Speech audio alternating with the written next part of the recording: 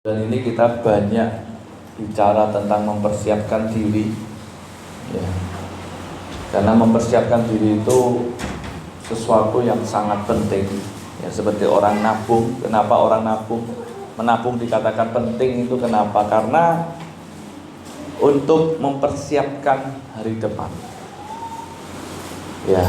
Nah, kita juga di dalam Tuhan Yesus Kristus, kita juga mesti mempersiapkan diri karena untuk masa yang akan datang. Jadi kita punya namanya perjalanan iman yang sampai pada tujuan, yaitu kehidupan kekal. Nah, ada satu problem, ya, yang menjadi permasalahan di dalam perjalanan iman kita itu. Ada satu pribadi yang tidak suka Anda dan saya itu mencapai tujuan yang namanya kehidupan kekal. Itu tidak suka. Nah, disitulah Anda dan saya ini mesti sadar dan berjaga-jaga. Maka saya berikan judul firman Tuhan, sadarlah dan berjaga-jagalah. Karena kita tahu ini pribadi tidak suka sama kita, dan ini menghalangi kita ini benar-benar dengan cara yang real, dengan cara yang nyata, ya. Jadi iblis itu bukan digambarkan yang seperti di film-film gitu, ya. Tapi kita akan melihat gimana toh iblis itu bekerja. Nah, tujuannya adalah dalam tujuan firman Tuhan hari ini adalah supaya iman kita tetap teguh sehingga dapat melawan iblis dengan iman yang teguh. Jadi kita perlu iman yang teguh untuk melawan iblis. Coba kita baca dulu ayat ini sama-sama. 2, 3. Sadarlah dan berjaga-jagalah, lawan musuh iblis berjalan keliling sama seperti singa yang mengaum-ngaum dan mencari orang yang dapat ditelannya. Lawanlah dia dengan iman yang teguh, sebab kamu tahu bahwa semua saudaramu di seluruh dunia menanggung penderitaan yang sama. Jadi Tuhan katakan melalui Petrus, ini bukan hanya sebuah nasihat, tapi sebuah peringatan. Ya, jadi ini bukan hanya nasihat, tapi peringatan. Sadarlah dan berjaga-jagalah. Kenapa? Petrus mengatakan melalui firman Tuhan, dia berkata, kamu punya lawan. Lawannya siapa? Iblis. Digambarkan seperti apa? Berjalan keliling sama seperti singa yang mengaum-ngaum dan mencari orang yang dapat ditelannya. Jadi singa itu memang binatang, kalau mendapatkan mangsa itu biasanya mangsanya sulit untuk melepaskan diri. Kenapa? Karena memang dikejar, ya, sampai akhirnya mangsa itu dapat dibinasakan. Nah, ayat 9 dikatakan, lawanlah dia dengan iman yang teguh, sebab kamu tahu bahwa semua saudaramu di seluruh dunia menanggung penderitaan yang sama. Jadi firman Tuhan katakan lawan. Jadi iblis itu perlu dilawan dengan apa? Bukan dilawan dengan kepintaran kita, bukan dilawan dengan kebaikan kita, bukan dilawan dengan keahlian kita, tapi dilawan dengan iman yang teguh. Ya, sebab kamu tahu bahwa semua saudaramu di seluruh dunia menanggung penderitaan yang sama. Jadi kita nggak sendiri. Kita ini di dunia ini, seluruh dunia dikatakan semua saudaramu. Ya, jadi kita yang percaya Yesus itu jadi saudara seiman, saudara dalam kerajaan surga itu di seluruh bumi ini juga menanggung penderitaan yang sama. Nah, ini sebabnya kenapa Anda dan saya perlu sadar dan berjaga-jaga. Jadi sadar dan berjaga-jaga bukan hanya di tempat kita aja, di seluruh bumi, saudara kita di seluruh dunia itu menanggung sama-sama. Nah, sadar dan berjaga-jaga dalam arti apa? Yang pertama, jangan beri kesempatan kepada iblis. Dalam Efesus 4 ayat 27 dikatakan, janganlah beri kesempatan kepada iblis. Efesus 4 ayat 27 yang dalam terjemahan literal, jangan pula memberi tempat pada si iblis. Artinya begini, kenapa toh Anda suruh berjaga-jaga? Disuruh sadar supaya Anda dan saya itu jangan memberi tempat Kenapa? Karena sekali iblis Anda kasih kesempatan untuk masuk sedikit aja, maka dia akan membuka kesempatan-kesempatan yang lain. Dia akan masuk dalam hidupmu dan menghancurkan seluruh kehidupanmu. Kehidupan bukan kehidupan jasmani, kehidupan rohanimu, menghancurkan imanmu. Ya, ini gambarkan seperti ini. Coba orang kerja. Kalau orang kerja itu yang dicari apa? Peluang. Betul ya? Sedikit aja orang kalau berwirausaha itu nggak perlu peluang yang besar. Yang diperlukan itu peluang yang kecil aja. Jadi kalau orang yang pandai berwirausaha, benar-benar bisa berbisnis, itu dia cuma minta tuh sedikit aja peluang. Ketika ada sedikit peluang, maka dia masuk, dia akan bukan minta lagi, tapi menciptakan peluang yang baru. Itu orang bisnis. Nah, iblis ini salah satunya seperti orang bisnis. Jadi iblis itu dalam hidup kita itu cuma gini, aku kasih aja kesempatan kecil aja. Ketika Anda memberi tempat buat iblis, maka iblis akan menciptakan peluang-peluang yang lain dalam hidupmu untuk menghancurkan hidupmu. Ya, kasih contoh. Orang biasa kalau percaya Yesus pertama kali akan dirasakan damai sejahtera, sukacita. Tapi apa terjadi? Iblis awalnya biarkan dia cari peluang yang kecil aja. Apa itu peluangnya? Ketika Anda dan saya mulai kecewa, itu peluang kecil, kesempatan kecil. Tapi ketika iblis masuk di dalam kesempatan itu, dia menciptakan kesempatan-kesempatan yang lain yang membuat Anda dan saya pada akhirnya nanti meninggalkan Tuhan. Makanya dalam 2 Korintus Paulus ngomong gini, kalau seandainya ada yang perlu diampuni, aku akan mengampuni. Karena kita tahu apa maunya iblis. Dia ingin mencari keuntungan dari kita. Nah, ini kita sebagai anak-anak Tuhan ini yang mesti sadar. Jangan Anda dan saya itu memberi kesempatan kepada iblis. Makanya Anda kalau di dalam Tuhan itu, saya katakan gini, kita di dalam Tuhan itu belum menang seutuhnya. Menang kita itu cuma sementara. Yesus memang memenangkan kita di atas kayu salib. Tapi dalam perjalanan hidupmu ini seperti perlombaan. Menangnya kapan? Setelah kau selesai di dunia. Setelah kau selesai dalam perjalanan hidupmu, engkau lulus, nah itu menang. Nah, selama kita masih di dunia, menangmu itu sementara. Jadi kita nggak perlu berbangga dengan kemenangan kita.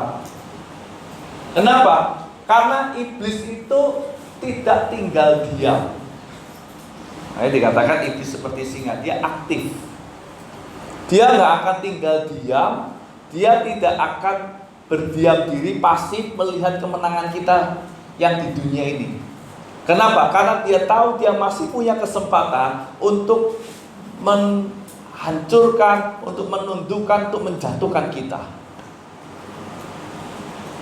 Tetapi banyak orang Kristen tidak tahu ini. Taunya, aku udah menang lawan iblis, tak usah dalam nama Yesus, orang alami kesembuhan. Belum selesai. Aku sudah diberkati, belum selesai.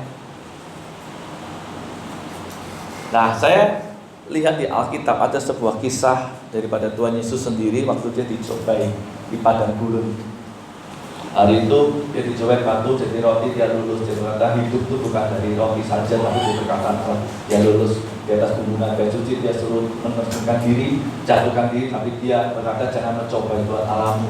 Terus iblis memperlihatkan yang namanya kerajaan dunia, dan sembah aku, nanti semua tak kasih, dia sembahlah Tuhan Allahmu. Lulus. Tapi di dalam Lukas 4 ayat 13 di akhirnya itu dari percobaan Tuhan Yesus di padang gurun, dikata begini, sesudah iblis mengakhiri semua percobaan itu, ia mundur daripadanya dan menunggu waktu yang baik. Dia nunggu waktu yang baik. Waktu yang baik kapan itu? Ketika Anda memberi tempat bagi dia. Makanya firman Tuhan ngomong begini, dunia dan segala isinya berada di bawah kuasa si jahat. Dunia dan segala isinya berada di bawah kuasa si jahat. Kapan Anda memberi tempat kepada iblis? Ketika hatimu sedikit untuk dunia. Anda dan saya sedang memberi tempat kepada iblis. Dan saya mau katakan pekerjaan iblis itu nyata. Anda jangan berpikir bahwa pekerjaan iblis itu tidak nyata, tapi tersusun. Kalau Anda nggak sadar, tidak berjaga-jaga, tanpa sadar kita membuka kesempatan buat iblis, maka dia akan masuk dan menghancurkan hidup kita.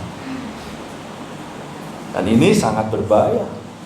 Banyak orang Kristen itu berpikirnya bahwa iblis itu ya sudah dikalahkan di atas kayu salib. Betul. Anda sudah jadi milik Yesus, tapi ingat, roh, jiwa, tubuh. Kalau Anda ikut kelas keselamatan, saya jelaskan bahwa keselamatan kita itu roh, jiwa, tubuh. Selamat. Ketika Anda percaya Yesus, rohmu selamat, tapi jiwamu sedang. Tubuhmu yang akan datang nanti diganti dengan tubuh kemuliaan. Nah ini, jiwa kita ini punya kans untuk supaya iblis itu bisa masuk, itu punya kans di sini. Di roh iblis tidak punya, di jiwa iblis punya. Nah itulah sebabnya kita ini perlu berjaga-jaga, perlu sadar. Jangan beri kesempatan iblis di dalam jiwamu, karena ketika jiwamu itu dikuasai, maka rohmu akan ditundukkan. Nah sekarang pertanyaannya, loh Pak, iblis sangat berbahaya kan? Iya. Nah ini saya mau kasih tahu tugasnya iblis. Ya, pencuri datang hanya untuk mencuri dan membunuh dan membinasakan. Nah, pencuri ini digambarkan dengan pribadi, kalau bisa pribadi itu iblis. Jadi tugasnya iblis 3. Apa tugasnya? Mencuri, membunuh, membinasakan. Nah saya kasih tahu bahwa ini tersistematis, terkoordinasi dengan baik. Jadi kenapa saya katakan pekerjaan iblis itu nyata? Karena terkoordinasi dengan baik, tersistem dengan baik. Pekerjaannya tidak sembarangan. Pekerjaannya benar-benar terselubung dan tersistem dengan baik. Dimulai dari mana? Mencuri. Nah, saya kasih contoh. Anda ketika percaya Yesus pasti ngalami yang namanya damai sejahtera, sukacita, betul ya? Wah, hatiku damai. Iblis takut gak? Ya iblis ngomong begini, gak apa-apa, tak kasih dulu. Tapi iblis mulai bikin rencana jahat. Kenapa? Ketika engkau percaya Yesus, kau damai sejahtera, engkau mulai bersukacita, mulai ya tak biarin dulu, biar kamu nikmati dulu damai sejahtera sementara. Suatu ketika dia mulai sungguh-sungguh dihantam dengan masalah. Mungkin dengan saudara seiman, mungkin dengan suamimu atau istrimu, mungkin dengan orang tuamu, mungkin dengan anakmu, mungkin dengan pelayan Tuhan atau hamba Tuhan, yang dimana mereka tanpa sengaja menyakiti hatimu, bikin kamu kecewa. Apa yang terjadi ketika Anda mulai kecewa? Damai sejahteramu itu dicuri. Dan itu nyata. Mungkin dengan masalah, mungkin dengan berkat, dengan segala sesuatu kenyataan-kenyataan hidup. Makanya ini yang kita sebagai anak Tuhan itu mesti sadar, pekerjaannya nyata. Ketika Anda mungkin awalnya terima Yesus sungguh-sungguh, mulai luar biasa memuji menyembah Tuhan, aktif di dalam Tuhan, wah hidup mau sungguh-sungguh, ya belum ada kerjaan, mulai berdoa, Tuhan aku mau sungguh-sungguh sama Engkau. Mulai iblis berkata gini, tak kasih buka jalan pekerjaan. Mulai logikanya dimainkan. Kerja bayarannya lumayan besar, tapi tidak bisa ibadah. Karena dia sungguh-sungguh, dia berpikir tak terima atau enggak ya, karena ragu. Iblis kasih pilihan, ibadah tuh gampang, bisa diatur. Kamu kan nganggur, udah enggak apa-apa, terima dulu, nanti ibadah diatur. Oh iya ya, benar juga ya. Akhirnya dia terima. Dia pikir kalau misalnya aku kerja pagi, ya aku siang. Karena di sini ada 3 kali, pagi tak bisa, sore di kota bisa. Sore nggak bisa, pagi di sini bisa. Pikirnya begitu. Ketika mulai terjadi kenyataan, iblis nipu kita, mencuri iman kita dari Tuhan, dari hidup kita. Akhirnya ternyata nggak bisa. Akhirnya dicuri itu damai sejahtera. Nyata. Ada lagi orang yang sudah sungguh-sungguh sama Tuhan, sudah on fire, semangat sama Tuhan, mulai waduh hidupnya mau sungguh-sungguh, sama saudara seiman kena gesekan, mulai konflik, kecewa, mungkin dengan pelayan Tuhan dan hamba Tuhan kecewa. Kok begitu ya gereja ya? Iblis kasih, ya memang begitu. Makanya jadi orang itu nggak perlu yang fanatik. Jadi orang itu yang penting baik. Lihat orang gereja mana baik. Kecewa. Akhirnya apa? Iblis mencuri damai sejahtera. Kalau udah dicuri, dikatakan apa? Dibunuh. Mulai, ya ngapain ke gereja? Toh hari kamu ketemu yang situ, waduh, hatimu tambah tidak baik, kamu ibadah percuma. Mungkin ada kecewa dengan suamimu, mau ibadah, tidak usah ibadah. Apa kamu ibadah, hatimu aja begitu loh. Seringkali kalau orang lagi konflik, nggak usah ngapain ke gereja bawa hati yang begitu. Kan katanya suruh bereskan dulu hatimu, baru kamu datang sama Tuhan. Pakainya ayat firman Tuhan. Akhirnya apa? Iya ya betul juga ya. Tidak mulai ibadah, mulai tidak ibadah. Mau baca firman, mulai tidak baca firman, mulai tidak berdoa. Akhirnya apa? Dibunuh. Kenapa? Karena kekuatanmu dihancurkan, dibunuh. Anda tahu ada sebagai orang Kristen, orang percaya itu dasar itu Yesus. Tapi dalam dasar ada tiang-tiang. Nah, tiang penopang kita adalah doa, firman, ibadah. Saya ulangi, tiang penopang dalam kehidupan kekristenanmu itu doa, firman, ibadah.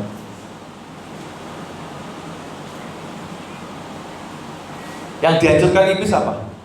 Supaya kamu bisa dibunuh. 3 ini. Makanya orang kalau sudah mulai dia dicuri damai sejahteranya, dia kecewa atau dia mulai terlena dengan berkat, 3 ini dicuri. Mesti tidak mau ibadah, mesti tidak mau firman, tidak mau baca firman, mesti tidak mau berdoa. Itu mesti. Kenapa? Karena kalau ini dihancurkan, iblis dengan mudah bunuh kita. Akhirnya apa? Kehidupan rohani kita nggak bertumbuh. Jadi salah satu 3 ini. Ada yang ya seperti kamu ibadah aja nggak apa-apa, tapi nggak usah baca firman. Makanya apa? Orang kadang-kadang yang penting saya ibadah, dia nggak mau baca firman, nggak mau berdoa, akhirnya dihancurkan, nggak bertumbuh. Saya pernah bertumbuh. Tanda kehidupan itu bertumbuh. Makanya kalau Anda sebagai orang Kristen, imanmu nggak bertumbuh, itu tanda tanya besar. Apa yang terjadi dengan dirimu? Kenapa adanya tidak pertumbuhan?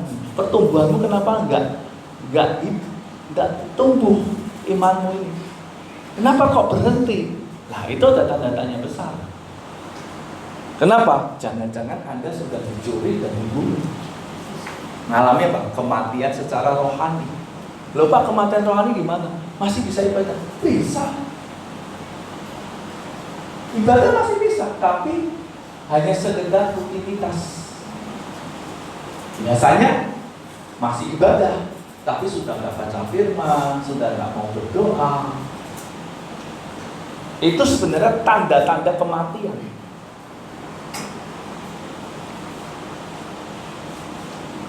Nah, kalau sudah dibunuh, bagaimana? Binasakan. Kalau udah dibunuh kan pasti binasa.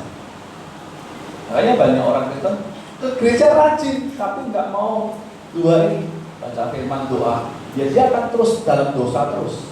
Lepas itu dari dosa susah. Kenapa? Karena nggak punya kekuatan.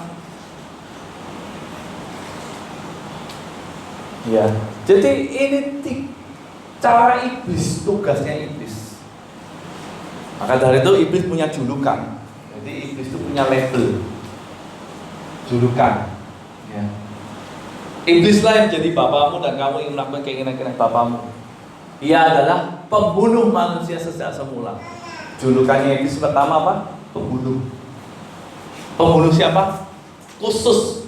Jadi ini pembunuh khusus, spesialis.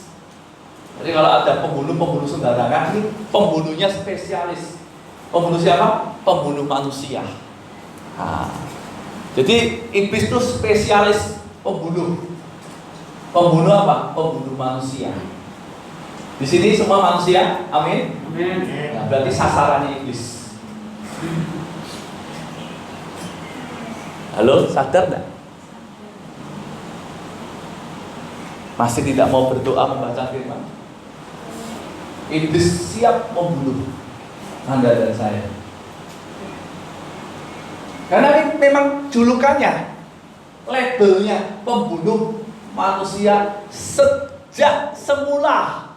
Berarti sejak Adam dan Hawa. Itu profesinya dia. Dia profesional dalam itu.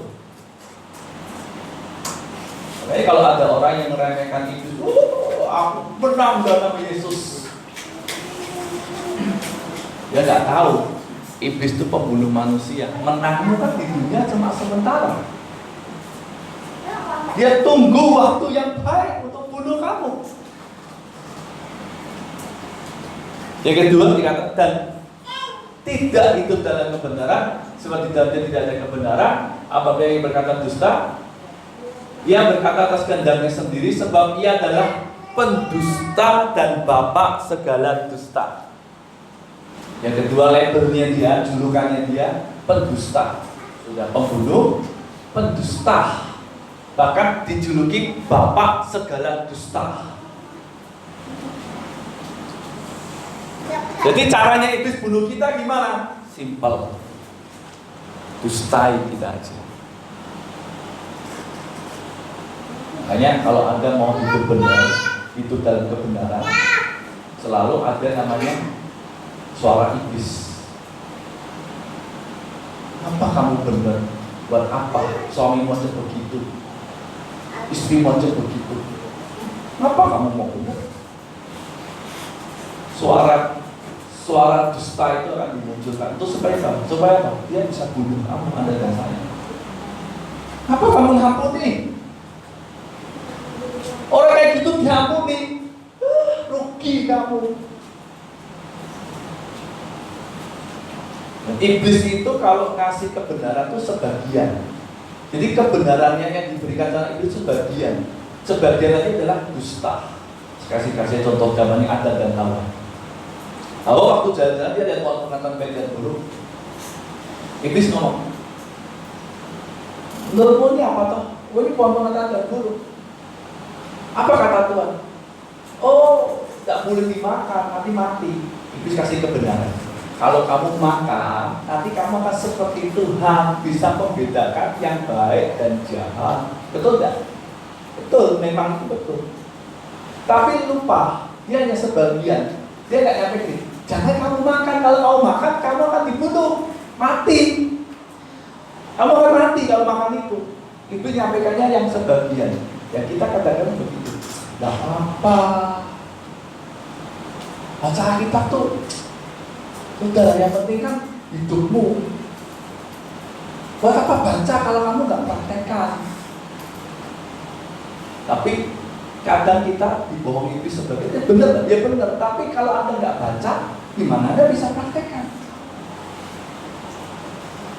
Jadi dia menyampaikan kebenaran itu sebagian.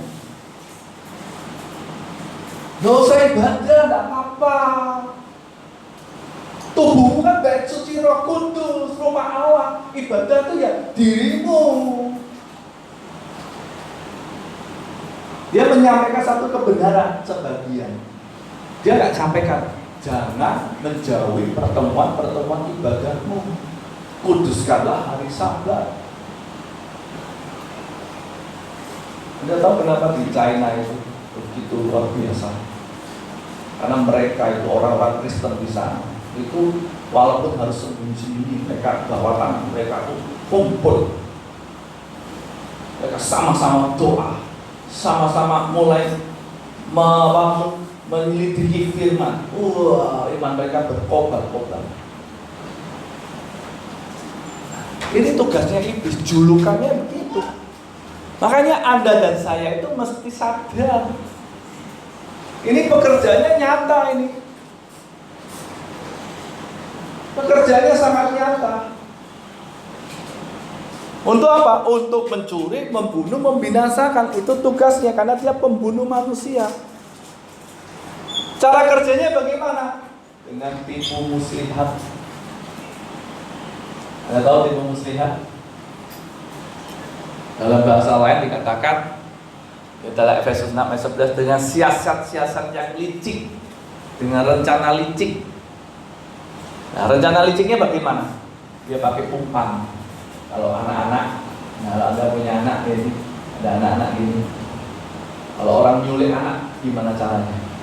Pakai umpan. Bagaimana umpannya? Kasih permen atau mainan. Punya permen, punya mainan atau punya makanan snack-snack yang disukai, nih dikasih. Yang datang minta langsung bawa. Yang lebih simpel lagi apa? Anda kalau nangkep tikus, Anda kasih apa? Daging dibakar, dimasukkan ke kandang yang jebakan itu di kantong gitu. Supaya apa? Mancing tikus. Ketika dia mancing, makan masuk ke kandang. Itu namanya tipu muslihat. Gimana caranya iblis tipu kita? Mancingnya pakai apa? Dia mancingnya pakai kenyataan-kenyataan itu, pakai logikamu, pakai perasaanmu. Makanya iblis, firman Tuhan ngomong begini. Ketika Yesus ngomong, nanti akan manusia akan menderita dan dia akan mati, dan pada hari ketiga dia akan bangkit. Petrus ngomong, Yesus guru, enggak, kamu kan anak Allah, nggak akan alami begitu. Apa dikatakan Yesus? Enyalah kau iblis, sebab engkau bukan memikirkan apa yang dipikirkan Allah, tapi kau memikirkan apa yang dipikirkan manusia. Iblis itu mengenal jalan pikiranmu. Makanya ini tipu muslihat ini nyata. Jadi jangan Anda berpikir, aku kuatmu itu sementara. Kalau Anda tidak 3 hal ini, doa, firman, Anda dengan doa berjaga-jaga, mengisi pikiranmu dengan jiwamu dengan firman, ibadah, maka yang terjadi, maka Anda akan masuk dalam tipu muslihat. Nah ini cara kerjanya. Nah banyak orang Kristen kena. Karena mikirnya, ya aku kan anak Tuhan. Iblisnya apa? Kamu kan anak Tuhan, percaya Tuhan Yesus, tidak apa-apa, pasti masuk surga. Iblis kasih sebagian kebenaran, betul orang percaya Yesus masuk surga pasti, tapi juga harus mengerjakan. Tapi kasih ayat itu juga Tuhan juga menghukum. Masa kamu nggak boleh menghukum? Ingat, pekerjaan iblis itu nyata. Kalau Anda nggak sadar, Anda nggak benar-benar berjaga-jaga, maka Anda menjadi bulan-bulanan iblis. Dia kadang-kadang memperhadapkan iman kita kepada kenyataan, supaya apa? Iman kita goyah, kandas. Makanya kedua, iman itu jangan goyah, kandas. Jadi iblis itu menghancurkan iman kita, ya. Karena dengan begitu ia dapat dengan mudah mengalahkan. Jadi kekuatanmu, pertahananmu itu iman kepada Yesus. Nah, versusnya iman itu adalah kenyataan. Iblis itu pribadi yang sangat jahat.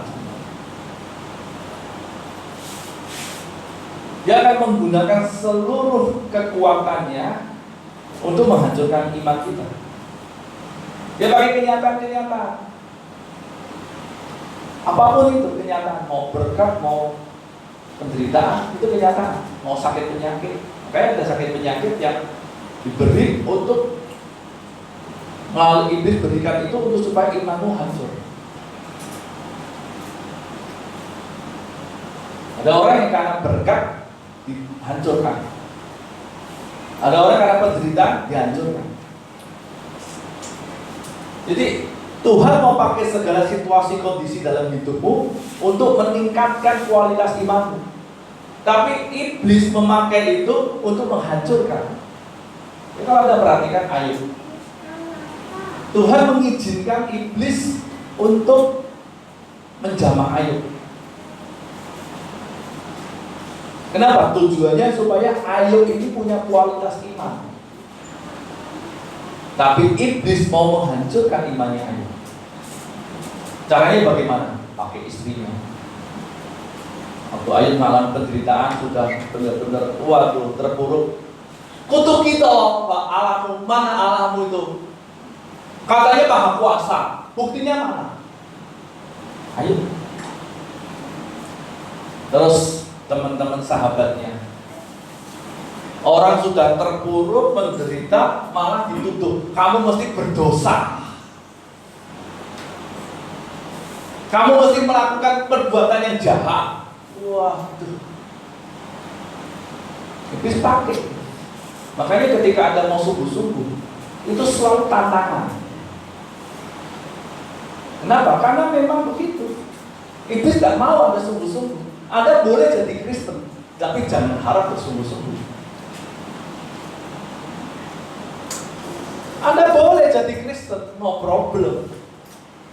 Itu bukan satu masalah bagi iblis. Boleh ada baptis, boleh. Tapi untuk sungguh-sungguh, untuk benar hidup benar, itu baru ini. No. Makanya kalau Anda mau baca firman, rasanya apa? Sulit. Kalau Anda mau berdoa, rasanya apa? Sulit. Bahkan hari ini Anda untuk ibadah pun mungkin rasanya ya perjuangan antara datang dan tidak. Sudah sampai sini, perjuangan lagi untuk hatimu memuji Tuhan, konsentrasi dengan fokus dengan Tuhan. Aku mau cari Tuhan. Oh itu fokus tuh, perjuangan. Iblis tidak mengizinkan. Ada khotbah begini tuh, pendetamu tuh ngomong kok indir. Wah, rasanya pulang kecewa. Kenapa? Karena iblis ini memang ingin menghancurkan iman kita, dasar kita nih. Makanya firman Tuhan ngomong gini. Coba slide selanjutnya.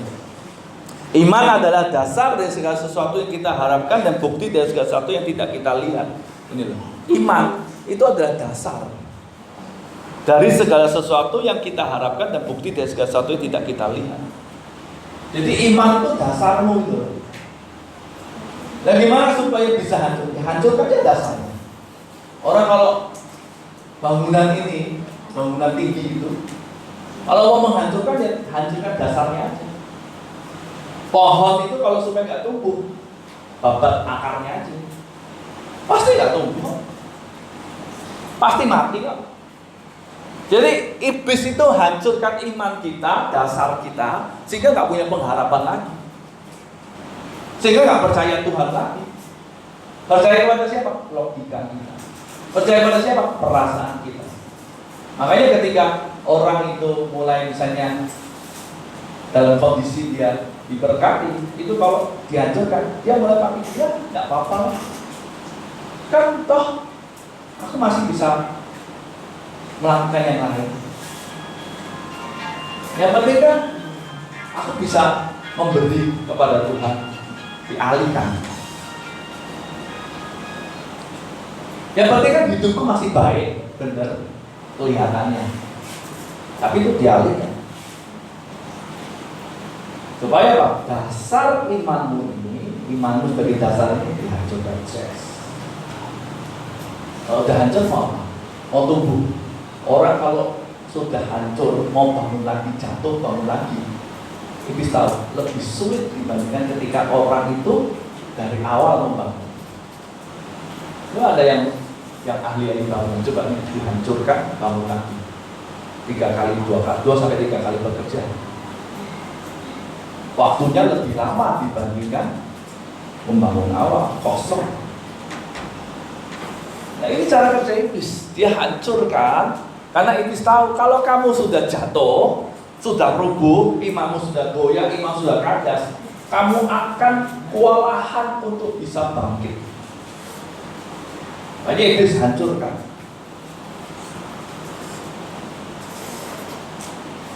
Yang kedua, iblis tahu iman kita ini membuat kita ini bisa berkenan kepada Allah, bisa berpaling kepada Allah, bisa punya pengharapan. Nah, itulah yang membuat iblis itu takut. Wah, kalau dia percaya Tuhan itu ada, dia sungguh-sungguh, dia berkenan, aku kalah. Nah, gimana caranya? Hancurkan iman. Dibuat apa? Dibuat Tuhan bukan prioritas. Percaya Tuhan ada, tapi tak usah jadikan prioritas dengan logika kenyataan. Real gak? Real sekali. Sehingga orang berpikir, ya Tuhan gak penting. Hidup itu ya saat ini. Makanya ketika menghadapi satu proses ujian gak tahan. Sudahlah, nggak apa-apa, nggak ke gereja pun nggak apa-apa, aku juga masih hidup, aku masih bisa bekerja, aku bisa kaya. Itu cara kerja iblis. Dia hancurkan imanmu. Ketika kamu sungguh-sungguh, semakin tantangan itu datang. Jadi iblis itu mulai bekerja keras ketika Anda mau sungguh-sungguh, ketika Anda mau sungguh-sungguh pada Tuhan, mulai mau luangkan waktu untuk berdoa, untuk mau konsisten baca firman, untuk mau renungkan firman, untuk mau sungguh-sungguh beribadah. Waduh, itu tantangannya itu banyak.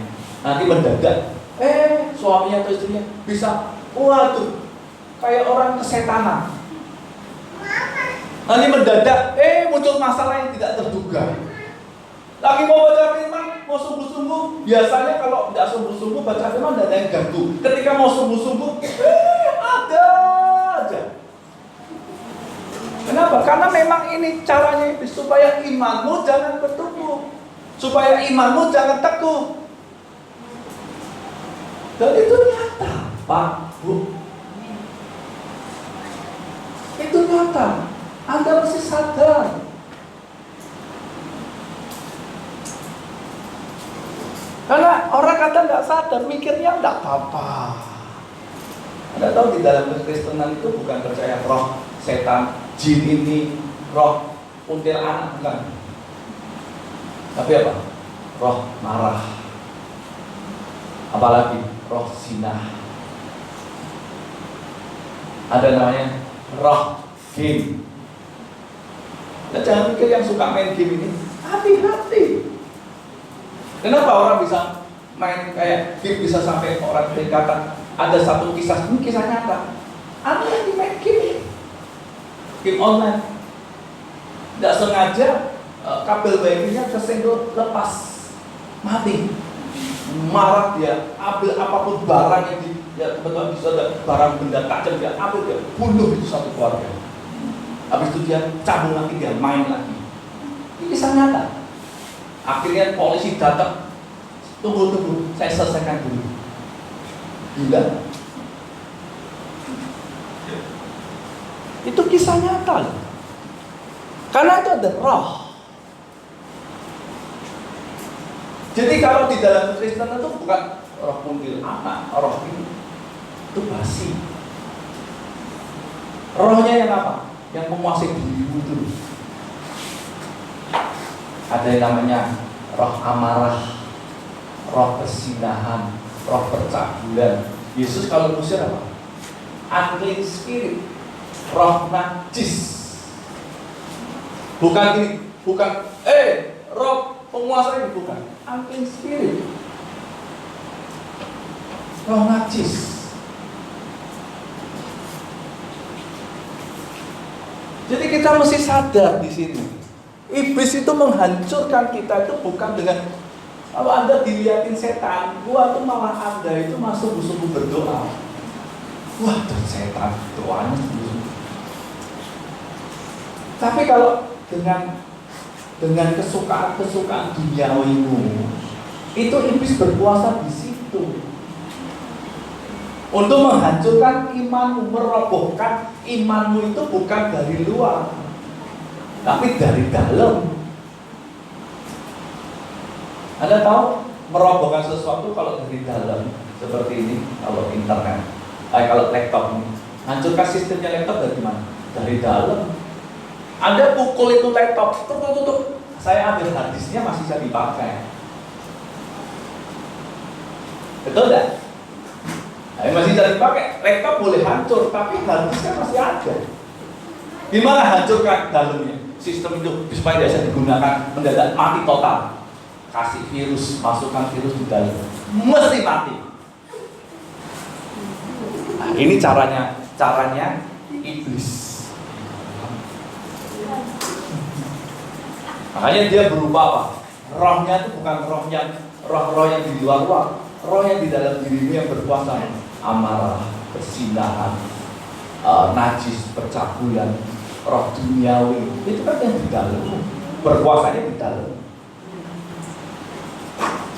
Jadi kita ini harus benar-benar sadar di situ. Kalau nggak sadar, waduh, dihancurkan pasti. Heran orang pertama kali terima Yesus, karena dia dibersihkan semangat, tapi mulai iblis itu masuk dengan apa? Dengan kesukaan, kasih umpan, gitu loh. Ketika umpan itu Anda ambil, Anda beri tempat di situ. Ini kita harus hati-hati di situ. Dan itu nggak sadar. Makanya sadarnya kapan? Makanya kenapa Anda disuruh berdoa setiap waktu, setiap saat. Anda disuruh isi hidupmu dengan firman, segala yang baik semua. Itu firman, kebenaran sejati. Kenapa Anda disuruh ibadah? Supaya Anda itu sadar. Anda tidak mau, tidak sadar. Kalau Anda misalnya, kenapa ada orang check up? Ya supaya sadar, ada penyakit. Saya sehat. Pergi ke dokter. Seperti Anda ibadah, itu lagi check up. Iya ya, ternyata ada yang tidak benar nih. Aku cepat-cepat. Jadi kita ini mesti sadar Lah, iman kita kepada Yesus Kristus inilah yang membuat kita itu dapat hidup dalam damai sejahtera dengan Allah. Jadi itu yang membuat kita tuh bisa berdamai oleh darah Yesus. Kita bisa berdamai. Kita jadi sahabatnya Allah. Kita bisa jadi bisa dekat bersekutu dengan Allah. Iblis takut. Iblis tidak suka. Kalau kita ini berdamai dengan Allah, ya bisa masuk surga. Makanya, tidak boleh. Gimana caranya? Kamu mesti jadi musuhnya Allah. Sama seperti aku jadi musuhnya Allah. Caranya gimana? Hancurkan iman. Kalau orang hancur imannya, dia jadi tidak berkenan. Firman Tuhan ngomong, orang yang jauh dari Tuhan itu binasa, terkutuk kok. Dia terkutuk jadi musuh Allah. Lepas. Karena kalau dia berdamai dengan Allah, dia bersekutu dengan Allah yang itu, maka akan punya pengharapan akan menerima kemuliaan Allah. Itu kekuatan yang hebat. Iblis tahu kalau Anda dan saya punya pengharapan ini, Anda bisa pandang kemuliaan. Iblis itu tidak bisa apa-apa. Makanya di dalam Ibrani 11, karena iman dia melihat, karena iman dia memandang, karena iman dia melihat satu tanah air, sehingga dia rela menderita. Jadi ketika orang itu hidup dalam damai sejahtera, dia bersekutu dengan Allah, dia akan memiliki pengharapan. Dan pengharapan ini yang membuat dia ini tidak tergoyahkan. Dia rela menderita. Oke, tidak apa-apa, aku disakiti, tidak apa-apa, aku tetap ngampuni, tidak apa-apa. Dia tetap mau berdoa, dia tetap mau bersekutu. Kenapa? Karena imannya ini memiliki pengharapan. Makanya saya katakan, jadi di dalam imanlah kita dapat memuji, menyembah Dia, selalu bersyukur, bersuka cita di Kristus, menikmati janji-janji Allah di dalam Kristus Yesus. Abraham ketika dia berhadapan dengan kenyataan, dikatakan di dalam imannya Abraham mempermuliakan Allah, memuji Allah. Jadi iman inilah yang membuat Anda akhirnya dalam segala situasi, kondisi, karena imanmu ini teguh, Anda tetap menyembah. Anda berkata, Tuhanku dahsyat. Anda akan bisa menyanyi, apapun yang terjadi di dalam hidupku, selalu ku berkata, Tuhan Yesus baik. Ya kan? Mulutmu akan tetap bersyukur. Dan Anda akan bisa menikmati janji-janji Allah. Apa janjinya yang paling nyata? Damai sejahtera, itu pasti. Kalau katakan, walaupun kamu dalam masalah, damai sejahtera diberikan. Sehingga Anda bisa melewati hari-harimu itu dengan sukacita. Tapi ketika imanmu ini goyah, kandas, maka ini nggak bisa, hal di atas itu nggak dapat dilakukan. Anda nggak akan bisa memuji, menyembah Tuhan. Makanya itu memperhadapkan kepada kita kenyataan. Karena memang versusnya iman itu kenyataan. Kalau ngomong, aku hidup bukan karena melihat, tapi karena iman, percaya. Anda perhatikan orang Israel. Kalau Anda lihat orang Israel dari Mesir, oke lah, di Mesirnya nggak baca mis, dia masih pupuk bawang. Dia keluar dari Mesir, dia masuk tanah Kanaan, dia melihat mujizat-mujizat. Tapi Anda lihat, ketika dihadapkan dengan kenyataan, dia langsung bersungut-sungut. Yang paling parah, ketika dia dihadapkan dengan kenyataan, dia berhadapan dengan raksasa, dengan kenyataan-kenyataan yang wow, itu nggak mungkin. Dia langsung mengatakan, kami tidak mau lagi, kami mau balik aja. Kenyataan. Ya, kenyataan itu berupa apa? Macam-macam. Keinginan dagingmu, kecewaanmu, sakit hati, berkat.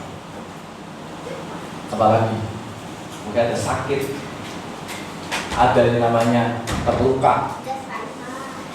Itu kenyataan. Kenyataan-kenyataan yang harus dihadapi. Nah, kalau imanmu itu goyah, kita akan seperti orang Israel. Aduh, percuma aku ke gereja, percuma aku percaya Yesus. Udahlah, gak usah ke gereja-gerejaan, gak usah Alkitab-Alkitaban, udah yang penting hidup jadi orang baik aja lah. Ketika Anda berada di sini akan berkat ini mengubah hidupmu. Akhirnya, aduh, tidak ada waktu gimana ya? Aku kan kerja sama orang gimana ya? Tidak bisa apa-apa. Ibadah tidak usah apa-apa lah. Yang penting hatiku baik lah. Yang penting hatiku baik. Aku masih hidupnya baik-baik. Baik menurutmu. Yang penting aku masih benar menurutmu. Tidak benar menurut Tuhan. Ini caranya iblis. Sehingga dalam hidupnya orang kalau sudah mulai meninggalkan Tuhan, itu pasti susah puji Tuhan, nyembah Tuhan. Coba cek. Anda mau nyembah Tuhan, Anda ini hari ini ibadah, mau nyembah tangan aja malu mesti. Kenapa? Karena imannya itu goyah. Mau nyanyi itu susah. Nah itu mesti ada paksa, imanmu mesti bekerja. Aku mesti nyembah. Apalagi akan susah untuk bersyukur di dalam Tuhan itu nggak bisa. Munculnya langsung sumut-sumut, ngomel, marah. Itu pasti. Bukannya nggak pasti. Ini yang muncul karena imannya itu udah goyah, kandas. Kerjanya tiap hari apa? Ngomel. Karena imannya kandas. Nggak bisa puas. Dikasih berkat nggak puas. Tidak puas terus. Selalu merasa kurang dan kurang. Ya karena imannya kandas. Orang Israel itu kan begitu, tidak puas. Udah diberkati masih kepingin ini. Nanti udah dikasih marah. Ini loh. Kita ini punya iman tuh diaktifkan. Istimewa kalau Anda lagi nyembah, mulutmu tuh aktifkan gitu. Supaya apa? Rohmu tuh aktif. Supaya apa? Jangan kandas iman kita. Ya. Jadi kalau Anda dan saya itu imannya sudah kandas. Makanya ketiga saya katakan, kenapa kita sadar dan berjaga-jaga? Supaya jangan mau dijauhkan dari Kristus. Karena kalau iman kandas, Anda masih dijauhkan dari Kristus. Karena mengetahui iman itu menjadi kuat dan teguh ketika berada di dalam Kristus. Iblis itu paling takut. Sekali lagi, iblis itu paling takut kalau Anda itu berada di dalam Kristus. Dia paling orang Cina bawang gitu. Kalau dalam bahasa gerak tubuh geleng-geleng. Aduh, susah. Tapi jangan ada yang di dalam Tuhan justru susah, itu Tuhan susah. Jangan. Iblis yang masih berkata susah itu menghadapi orang itu. Caranya gimana? Itu. Tapi masalahnya terbalik. Bukan iblis yang begitu, iblis malah begini. Hore, kita gini, aduh susah. Makanya akhirnya apa? Bersekutu dengan Tuhan itu jadi beban. Orang kalau hidupnya itu sadar akan keberadaan Tuhan dalam hidup kita, maka bersekutu itu sebuah kesenangan, bukan beban. Senang, karena hidup, sadar aku itu hidup. Saya kasih contoh di sini semua hidup ya. Coba dicek kanan kiri hidup semua ya.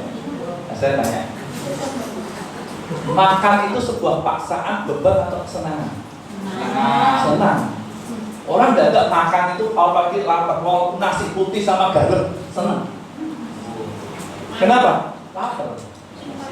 Jadi kebutuhan utama.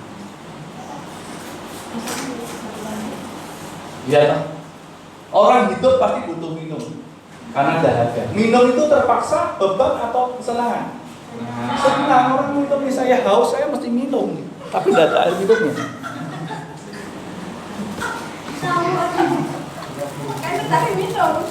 Saya jadi ingat nih. Nah, saya minum dulu ya.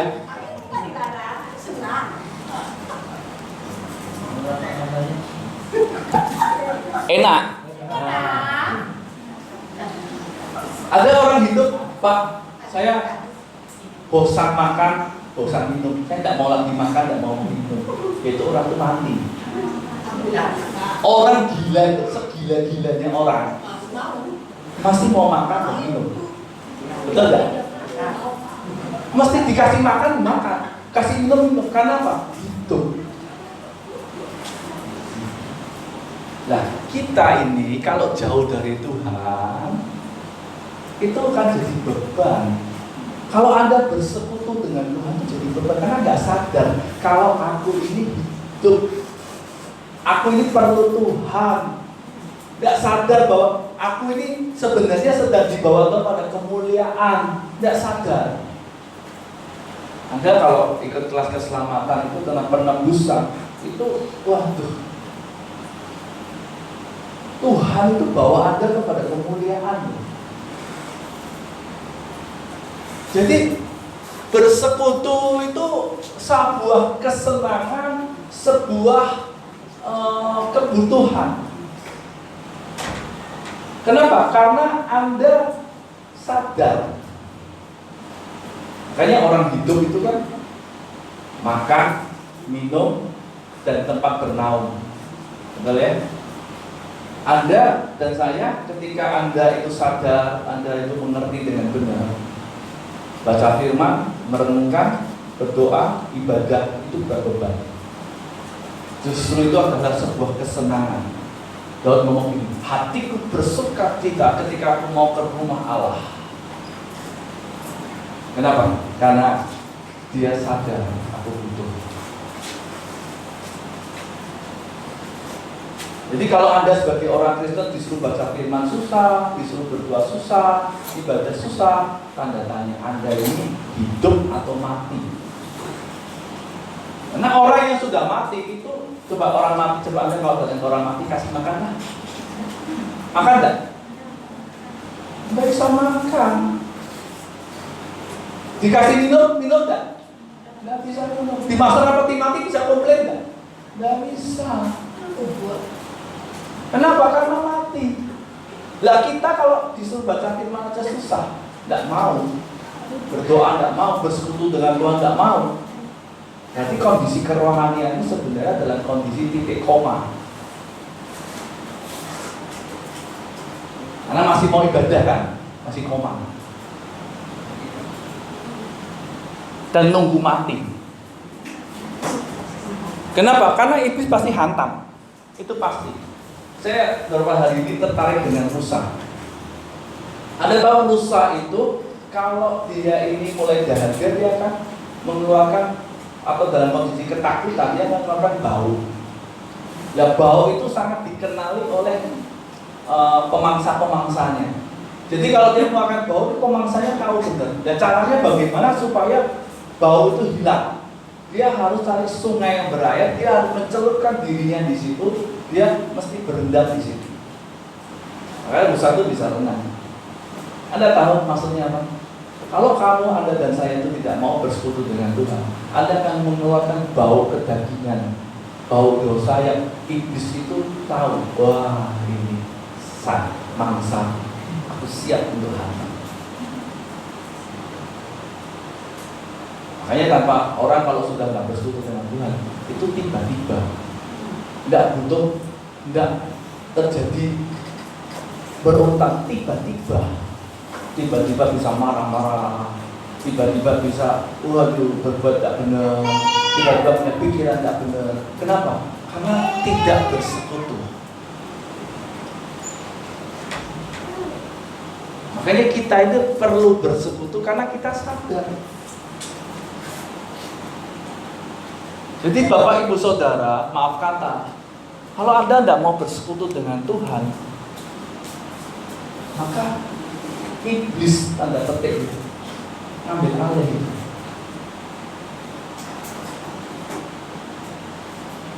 Jadi kalau Anda nggak mau bersekutu dengan Tuhan, maka Anda akan bersekutu dengan dunia.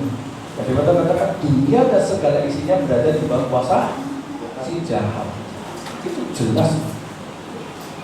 Jadi kalau Anda nggak mau bersekutu dengan Tuhan secara konsisten, maka Anda akan tanpa sadar bersekutu dengan dunia.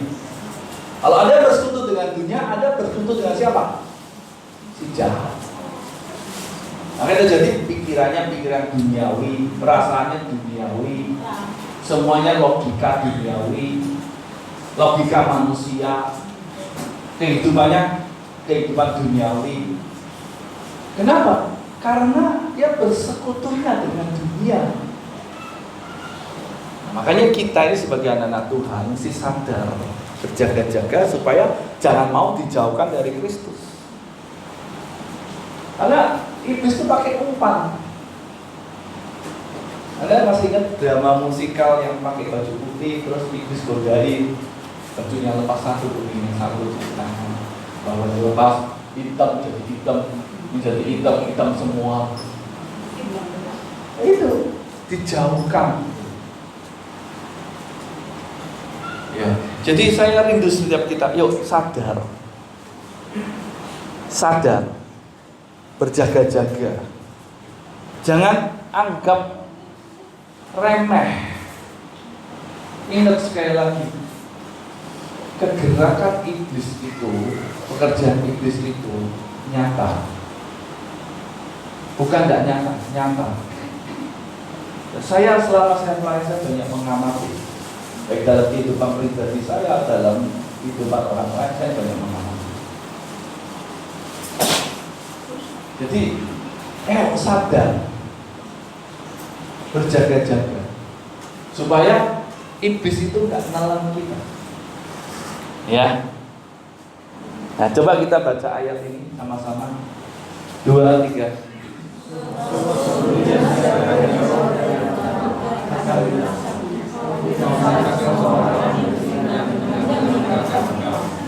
Siapa yang jauh? Orang kalau jauh pasti nanti bersinah. Ya, jadi jauh ini bahaya. Rusa ini kalau jauh-jauh dari air itu bahaya. Ada yang menarik ya. Rusa ini kalau dia mau mencari sungai berair, ketika dia mau ke sungai, ternyata banyak di sekitar itu musuh-musuhnya yang ingin memangsa dia. Jadi dia harus berlari dengan cepat-cepat untuk supaya bisa sampai ke sungai. Makanya kita ini ketika mau mencapai Tuhan itu seringkali apa? Ada halangan-halangan. Itu biasa. Jadi nggak usah heran. Loh kok misalnya suamiku atau istriku kok tambah parah ya? Itu biasa. Jangan terganggu dengan itu. Fokusmu jangan di sini. Loh aku sungguh-sungguh kok ada masalah besar ya? Itu biasa. Fokusmu jangan di situ. Loh aku kalau mau sungguh-sungguh kok keinginan dagingku malah, waduh kok malah apa yang dulu nggak pikir kepikiran. Itu biasa. Anda mesti patahkan, tetap nyembah, dekat. Iblis itu memang sengaja bikin begitu, gejolak-gejolak begitu untuk membuat imanmu turun, untuk kamu berhenti. Itu biasa. Jangan kamu heran ketika kamu mau sungguh-sungguh di dalam Tuhan, mau benar di dalam Tuhan, mendadak sekitarmu kok berubah jadi nggak benar, kok tambah parah. Ya itu biasa. Anda nggak perlu heran dengan hal yang seperti itu. Karena iblis bergejolak di situ. Itu tandanya berarti ada sesuatu di balik semua itu, ada namanya keberadaan Tuhan yang akan nyata dalam hidupmu. Makanya iblis tidak suka. Iblis tahu nih kalau dibiarkan maka akan terkoneksi dengan Tuhan, bahaya. Makanya apa? Sekitarmu terjadi seakan-akan bertambah parah. Kenapa? Supaya jauh lagi, jangan dekat. Ya selanjutnya, ayat ini juga dikatakan, beginilah firman Tuhan, terkutuklah orang yang mengandalkan manusia, yang mengandalkan kekuatan sendiri dan yang hatinya menjauh dari Tuhan. Tadi menjauh dibinasakan, terkutuk di sini. Yang kedua di sini dalam terjemahan lain menyimpang. Yang ketiga dalam terjemahan yang ketiga, meninggalkan aku Tuhan. Jadi hatinya tuh jauh, menyimpang, terus meninggalkan. Ini itu, waduh, ini bahaya. Mengatakan terkutuk. Dimulai dari mana? Mengandalkan manusia, mengandalkan kepada sendiri. Apa itu? Kenyataan. Makanya selalu orang bilang, kenyataannya di mana? Kenapa? Ini mengandalkan manusia, mengandalkan kepada sendiri. Kenyataannya mana? Tuhan mana? Tidak ada. Makanya mengandalkan kekuatanku sendiri. Daripada aku mati kutuk, lebih baik sebelum mati aku berusaha dulu. Nah, akhirnya jauh dari Tuhan.